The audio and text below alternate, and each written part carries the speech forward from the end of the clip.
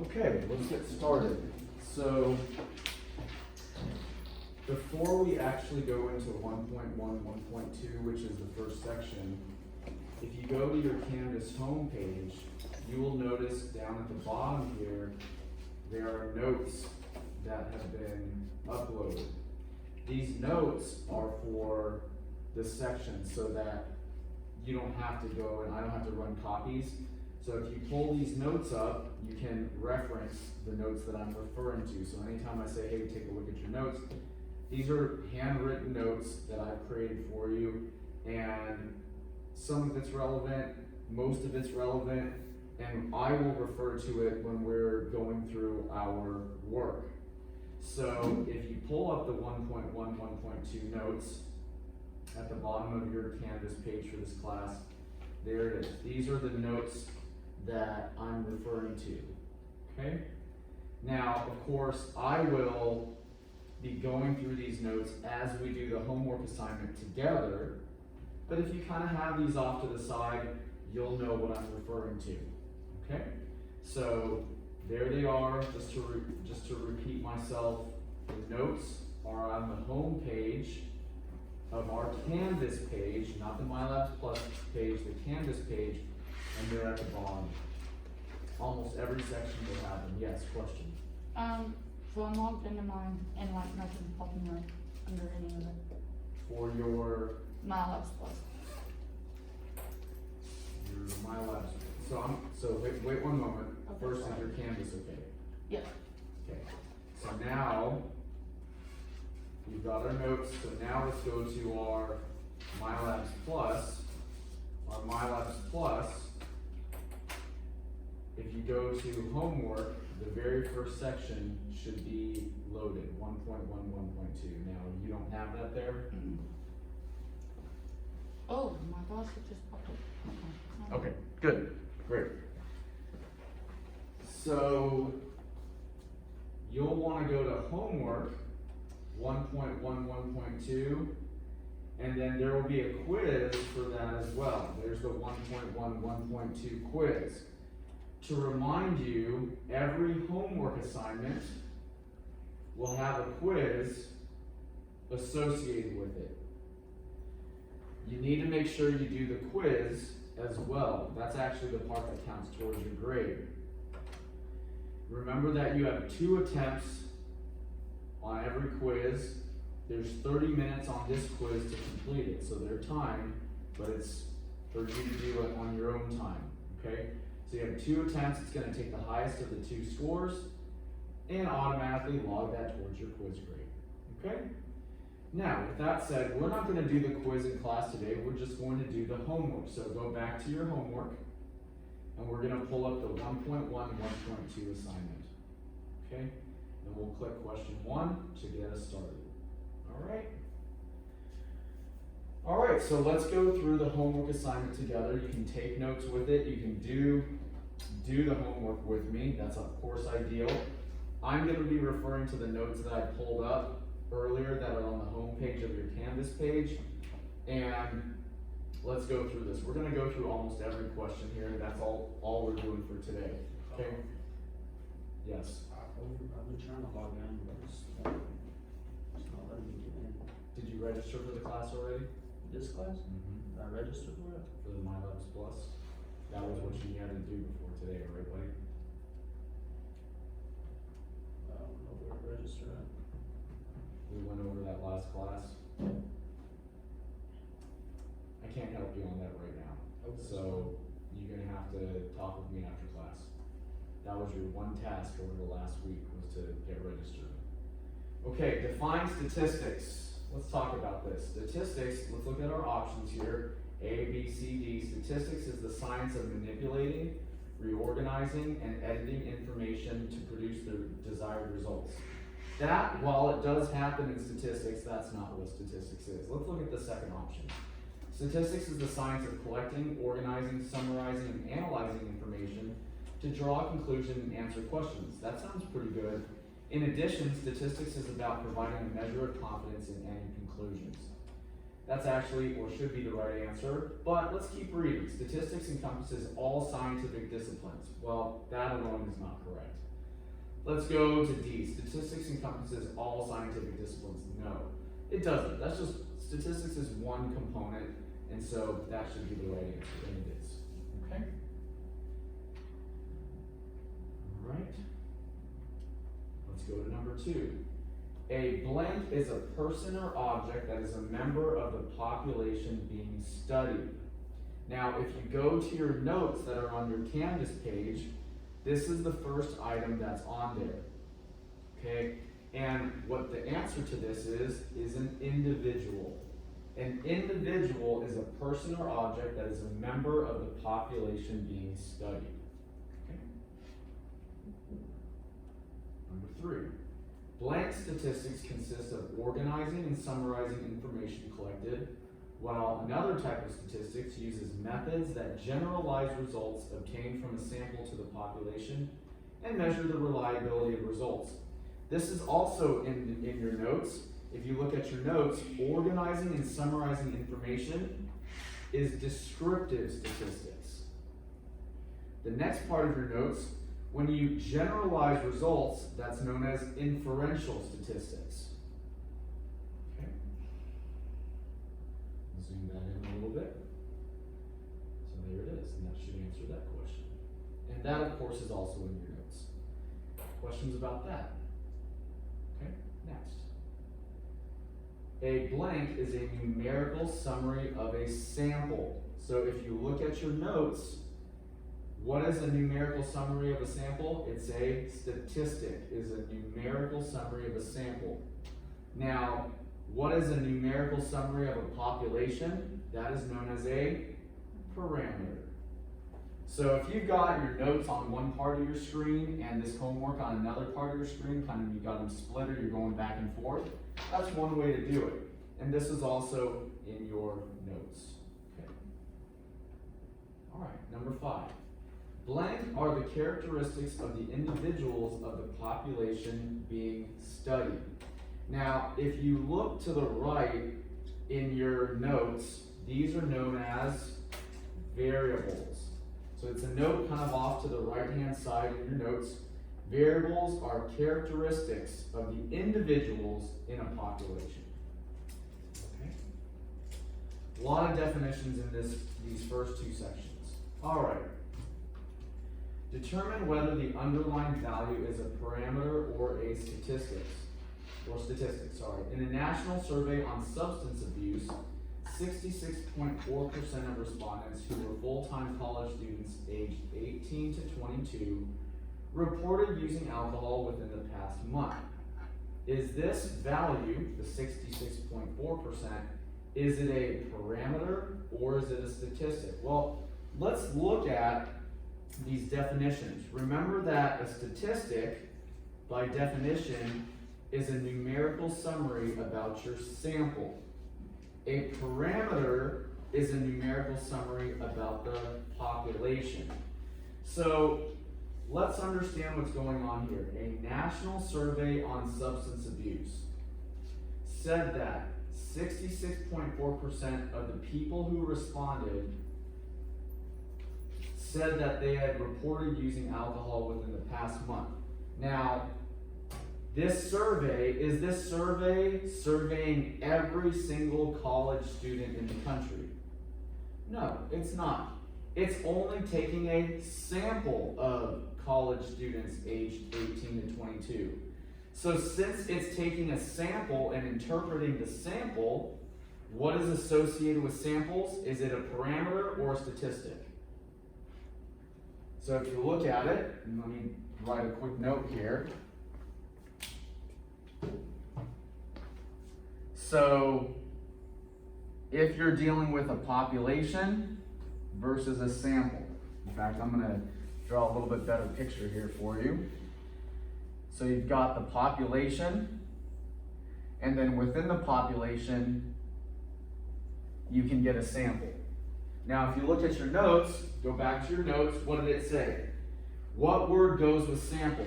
A statistic, right? So numbers associated with the sample are known as statistics. What was connected to population? Parameter. So the word statistic or numbers related to samples are known as statistics. These two only go together. And these two only go together. You're never going to see parameter with sample, statistic with population, and vice versa, whatever it is. So parameters always go with population. Sample is a smaller subset of the population. Statistic, the word statistic, goes with sample. So our situation here is dealing with a sample. Since our situation is dealing with a sample, it's got to be a statistic, or it should be. The value is a statistic because the respondents, who were full-time college students aged 18 to 22, are a sample of the larger picture. Okay? Got that? Okay. All right, let's go to the next one. All right, determine whether the underlying numerical value is a parameter or a statistic.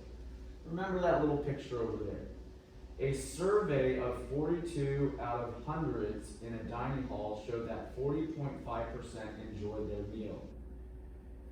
Question, did they survey the entire dining hall? No. The entire dining hall would be the population. Since they only surveyed 42 people, that means they pulled a sample. Since they pulled a sample, that means they're dealing with a statistic. So you want to look for the answer that is sample, statistic. Those two together. Which one is sample, statistic? Let's see here. I think it's this one. Statistic, because the data set of 42 people in a dining hall is a sample. I think that one's the correct one. Okay, yours might be different. You're going to have to go find the one that matches your problem. Okay? Any questions about that? All right, good. Let's move on. All right, number 8. In a survey of 1,011 people aged 50 or older, 73% agreed with the statement, "I believe in life after death." Okay, first and foremost, this 1,011 people, would they represent every single person in the world with this belief? No, but what it's trying to do is pull a sample that might represent all the people in the world, or a region, or whatever it happens to be. So we are dealing in this case with a sample. So we need to make sure we find the answer that has the word sample and statistic with it. Nothing else. Okay, let's go find that. The value is a statistic because of 1,011 people aged 50 or older are a population. Do those two words go together, statistic and population? They do not. We don't have parameters, so that's immediately out. I think D is the answer. The value is a statistic because 1,011 people aged 50 or older are the sample. That's it. Okay? All right, let's move along. Number 9. Determine whether the variable is qualitative or quantitative. So if you move to the next stage in your notes, it says qualitative, quantitative. So qualitative things are attributes. Quantitative things are numerical. Let's take a look. So is someone's state of residence, in other words, where a person lives, what state the person lives in, is that qualitative or quantitative? Is it an attribute or is it numerical? Well, I would say that this is qualitative, right? Can you measure the state? Can you count the state that a person lives in? Not really. So this is going to be qualitative because it's an attribute. Now, just like parameter and population, statistic and sample, qualitative only goes with attribute.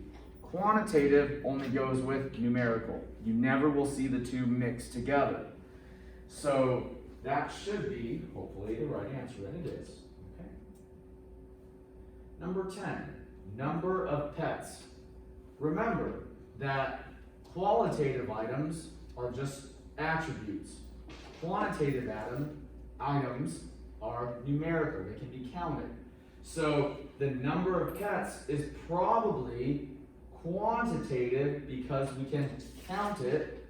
It has numerical in its nature. So the number of pets should be quantitative because it's numerical. All right? Questions about that at all? Okay, good. Number 11, street name of an address. The street name of an address. So the street name, can you count the street name? Not really. You can only state the name, whatever it happens to be, College Park. So this has got to be qualitative, and we know that qualitative items do not have a connection to numbers. They're just attributes, names.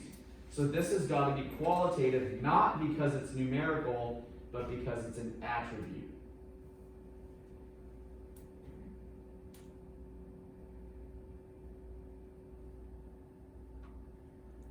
All right, any questions about that at all? Hopefully you're getting your questions correct right now. Okay. Number 12, the number on an athlete's jersey. Now this is sort of a trick question. This is a trick question because it is a number, but you're not counting. Some of you may have already gotten this question right or wrong and finally got the right answer, or you got it right away. Now, the number on an athlete's jersey versus the number of items on the field or the number of athletes on the field. Those are two totally different things. The number on an athlete's jersey is actually qualitative. The number on an athlete's jersey is actually qualitative. Why? Because it is just a description of that athlete. It doesn't tell you how many athletes there are. And so you got to be really careful with those things. Things that are just fixed numbers, you're not counting them. While it is numerical, it's not counting. So you got to be very, very careful about that. All right. Now, let's move on to the next part. Discrete versus continuous. Now, that's the next part of your notes. So if you're following along in your notes, we're about almost to the middle of the page, and it says discrete items are countable. Continuous items are not countable, but there are some special cases that are connected to continuous that sound like they would be countable, but they're not. We'll deal with those in just a moment, okay? And if, of course, you have questions about them, feel free to ask them while we're here. All right, let's take a look. So, my problem is number of pieces of lumber used to make a deck. Now, if this number can be counted, 1, 2, 3, 4, 5 pieces of lumber, then we're going to say that it's discrete. Can the number of pieces of lumber be counted? Sure. So I would say that this is discrete because the number of pieces of lumber can be counted. Now, did somebody get their question wrong? Because there are going to be some questions that are a little bit tricky. No? Please ask. Yes, yours. Mine was weight of gravel or tile. Yes, so weight of gravel is a fixed number. So this is a really, really tricky one, and it falls into that special case. And you may have noticed that it was continuous, right? You chose discrete because you're thinking, oh, I count weight, right? 100 pounds, 120 pounds, 140 pounds. But that is a fixed number. You put the thing on the scale, it weighs that. Are you adding to the gravel? Are you adding to it? Are you adding weight to it? No. So, whereas lumber, I'm counting pieces of number. 1 piece, 2 pieces, 3 pieces. Your question is a special case, the fixed weight. It is or it isn't that. So therefore it's continuous. So if you heard that, it's a trick question. That's the special case there. Say that yours? I had that one too. Yes. And if you got one that was volume, which may come up in a moment, volume is also a special case that is known as continuous. So volume, things, not always things that sound or seem like they could be that are measurable are always going to fall into discrete. Discrete has to be countable. Example, the lumber, points scored. We're counting points. Points are going up, points are going down in some sports. Those move, ebb and flow, they change. Does the weight change? No, it's there. The volume changes? No, it's there. Okay? I'm sure there's a better explanation of it, but that's mine. All right? Percentage of a car's surface which is rusted. Now, for me, I almost want to say that this is a special case. I haven't seen this one before. I haven't seen this particular problem before. But while percentage is 50%, half the car is rusted, 75%, 3/4 of the car is rusted, I don't think the rust is changing as we speak. We're not counting pieces of lumber, we're not counting points. So I almost want to say that this is continuous because it's not countable. Let's see, and it is. So notice how the percentage of a car's surface which is rusted, it's not going up or down. But here's the car in front of us. This much of it is rusted. That's it. Even though a number can be assigned to it, that number is not really changing. Now, how about this one? Number of points scored in a basketball game. I kind of threw this one out there. Is that changing? Yeah. Did it go up, down? Did it get counted? Yes. So I would say that this is discrete because it's countable. Now, remember, discrete always goes with countable. Continuous always goes with not countable. And those special cases. Okay? Is there anybody that has questions about theirs? I got one more. Passes made by a defenseman in a hockey game. What do you guys think of that? That's probably what? Discrete, because we can count the number of passes. The passes are countable. So I think that takes care of all of our discrete and continuous questions. Anybody have any questions on theirs that I can help answer? Yes? Would numbers of words in a song be discrete or would it be continuous? I personally think it's discrete because you're counting up the number of words in the song. Was that the answer? Let's try it. Discrete because it's countable. Yes, because okay, you have the words or the lyrics of a song, and you start counting them. So you're counting, just like you count up points in a game, just like you count up passes. That would be something to be countable. Good question. Others? All right, very good. Okay, now this nominal ordinal interval ratio component is a tricky one. So I'm just going to help you with it and kind of throw it out there. There is a part on your notes that addresses it. Feel free to ask questions and we'll go through because every question is going to be a little bit different. If yours doesn't make sense, let me know. Now, if you do look at your notes, you'll notice that I give you some examples under each category. Nominal is like names and labels. These are like colors, gender, description, etc. Ordinal is like an order. It's like where you have, as examples, surveys, ratings, various other things. Interval, this is where things start to get a little bit tricky. These are the best things are examples of temperatures, okay? Temperature, space between objects. Ratio, example is volume of water used. The best way to answer these questions is to look at my examples that I listed for you in your notes and see which one kind of seems to fit that example the best. Let's look at mine.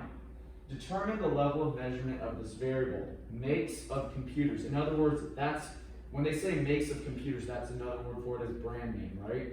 Mm-hmm. Apple, HP, whatever. So if it's a brand name, then it would fall under what? Nominal.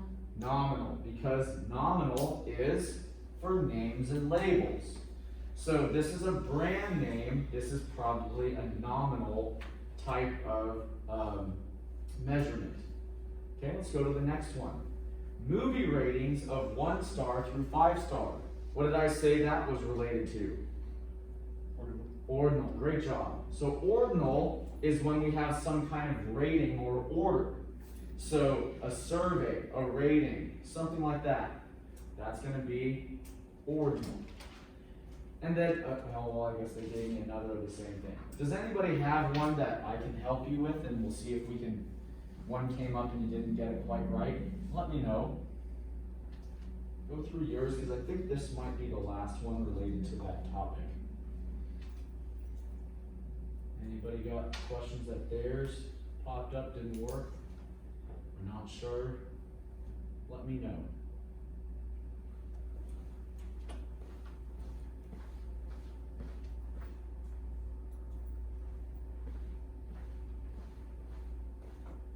Okay, are we all right? Can we move on? Good? All right. Let's go to the next one. So next relates to population and sample. And it's a good thing we kind of have this back. Remember that the population is the greater. Sample is a smaller portion or subset of the population. What we're doing in this next part is determining population versus sample. Let's take a look. A polling organization contacts 1,650 male university graduates who have a white-collar job and asks whether or not they have received a raise at work during the past 4 months. What is the population in the study? So this poll is polling a sample. This poll is polling a sample. This sample is supposed to tell us something about the greater population. Because we don't have the time, energy, or resources to poll every single person, we take a smaller sample in the hopes that the sample tells us something about the greater population. What would be our population here? What are we trying to interpret from our sample? We're trying to interpret something or draw a conclusion about who? The male university graduates who have a white-collar job. So we took a poll of 1,650 of them. Of these, this poll is supposed to say something about all of the male university graduates who have a white-collar job, right? So that should be our population. Okay, what's the sample? Well, it's the 1,650 male university graduates who have a white-collar job. You need to read that very carefully. If you don't, it could easily result in a mistake. So it's all is the population. Sample is how many you took. All right, next one. A quality control manager randomly selects 100 bottles of ketchup that were filled on October 13th. To assess the calibration of the filling machine, what's the population? Well, the 100 bottles of ketchup is supposed to say something about all the bottles of ketchup. So all of the bottles of ketchup. Now you got to be very careful. It's not all of the bottles of ketchup for the year. That would be a little bit too broad. It's really just trying to figure out the bottles for that day. So be very careful you don't choose the year. It's got to be for that day. Okay? What's the sample? It's those 100 specific bottles that were taken off the assembly line to assess. Okay. All right. Now, this one is a tricky one, and I'm just going to try to help you get through it. It's just one question, and I want to just help you get through this. We're not going to overthink this one. Just follow along so that you can answer this one. And it's in your notes, but I'm just going to help you get through this question, okay? Because if we overthink, it's just going to take us way too long. Okay, what are the individuals being studied? Remember that individual means the person or object that is a member of the population. So the individuals are the actual, let me zoom out, the television setup. So your setup column, that's the answer for the first part. So to answer the first part, it's going to be your setup column, the individual television. So there are 5 TVs, A, B, C, D, E. Those represent your individuals. Okay? Now, next one. What are the variables and their corresponding data being studied? The variables are the size, screen type, and number of channels available. So size, screen type, and number of channels. Those are all of the variables, the attributes. So you're going to leave off the setup.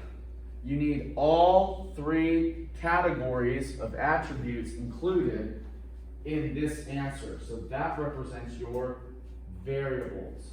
Everybody got that? Those are your variables. Now let's get to the last part. This last part is in your notes specifically, and so I just want to help you with that. The size is going to be continuous. The screen type, as shown in your notes, is qualitative, and the number of channels is discrete. So hopefully that helps you, and that should be the general answer for everybody. This can be a really tricky question, so I just help you out with it, give it to you. Of course, it's in your notes. Okay. All right. Any questions about that at all? You guys got that question correct now? All right. Well, let's move along. Number 23. We're almost done. Okay. So 23 is actually section 1.2. Notice how this homework assignment is combined 2 sections in one. From problem number 1 through 22 was 1.1. From 23 through 28 is 1.2. So let's go to now essentially 1.2. These are at the very bottom of your notes. So, and what is an observational study? Okay, so an observational study, if you look in your notes, is a study where you're just essentially observing. You can't claim that one thing causes another to happen, and you're not trying to influence an outcome. So you're just sitting back and looking at what happens. You're not putting in inputs. You're not trying to see what causes what. You're just observing. So B should be the correct answer for mine. An observational study measures the value of the response variable without attempting to influence the value of either the response or explanatory variables. Now I do want to throw this out there. So explanatory variable, response. So we'll talk about this in a moment. It's in your notes as well, but it is a very important little piece, and we'll talk about this in a moment as it becomes more relevant. What is a designed experiment? Okay, now a designed experiment, that's when we might try to impact something. So in a designed experiment, a researcher assigns individuals to a certain group, intentionally changing the value of the explanatory variable. So the researcher changes this variable in an attempt to impact the response variable. In other words, okay, what if we had a group of individuals, one group gets a placebo, one group gets treatment. Neither knows it. What happens at the end? Notice in the first case, we don't do any of that. We just sit back and watch. Here, we might make adjustments or no adjustments to some groups to see what happens. Okay? So that should be the correct answer. Okay? Which one allows the researcher to claim causation between an explanatory variable and a response variable? Which one allows that? Just observing? No. And it's actual an experiment. The experiment allows us to claim that one thing might actually impact another. Okay? Let's move on to number 24. So on the bottom right corner of your notes are little definitions of confounding, lurking. Let's talk about this. What is meant by confounding? Okay, so if you look in your notes, it's very brief, but it says 2 or more explanatory variables are not separated. So let's go look at this. Confounding in a study occurs when the effects of 2 or more explanatory variables are not separated. Therefore, any relation that may exist between an explanatory variable and the response variable may be due to some other variable or variables not accounted for in the study. So this should be the correct answer. It is. So the thing is that confounding is when you know that 2 or more impacted this, but you can't split them apart and figure out which one did. So as a result, your impact, the cause and effect, the causation, is not entirely clear, but there is. Okay, you just don't know. All right, next one. What is a lurking variable? So if you look in the notes, this is a variable that was not considered in the study, but has some effect on the outcome, on the response variable. Okay, so let's look at first choice. A lurking variable is a response variable. No, a lurking variable is explanatory. So just an important note, a lurking variable is an explanatory variable. Remember, explanatory here impacts the outcome. Input, output. Okay? So a lurking variable is going to be an explanatory variable that was not considered in the study, but it does affect the response. Here it is. We good? Questions? Okay. Finally, they come back to the confounding variable. What is a confounding variable? So, important note that confounding variables and lurking variables, they're both explanatory. They both are the input area. Input, result, output. So, your confounding variable has to be explanatory, which means C and D are not options. So, I think A is the correct answer here. A confounding variable is an explanatory variable that was considered in the study whose effect cannot be distinguished from a secondary explanatory variable in the study. I think that's right, and it is. The bottom line is that, remember that we said that it's when 2 or more items cause an outcome, but we can't quite separate them and their impact. Okay? Okay. Determine whether the study depicts an observational study or an experiment. Now remember, observation, sit back, watch what happens. Don't do anything. Don't input to impact an outcome. Okay? So, a study is conducted to determine if there is a relationship between brain cancer and the use of cell phones. Doctors ask patients with brain cancer about their use of cell phones. Now, this is a little bit tricky one because you're trying to see if cell phones cause brain cancer. But are you actually doing anything as the doctor? No. Since you're not actually giving a group cell phones and not giving a group cell phones or having them just not use anything, you're not actually conducting an experiment. Which to me, I think that in this case it's probably observational in some way. The doctor's just observing what his or her patients had issues with. Let's look at B. The study is observational because the researchers control one variable to determine the effect on the response. Is that characteristic of an observational study? No. That's actually the definition of an experiment. D. It's observational because the study examines individuals but does not try to influence. It's already done. You either got cancer or you don't. You either used a cell phone or you didn't. I didn't give you one, the doctor didn't give you one, so I think that's the right answer. It is. Okay, let's go to 26. A poll is conducted by a school's math department in which 10th grade students are asked if they prefer to be in their math class or their science class. Are polls experiments? Not quite. They're just observing. We're just taking a poll and seeing what happens.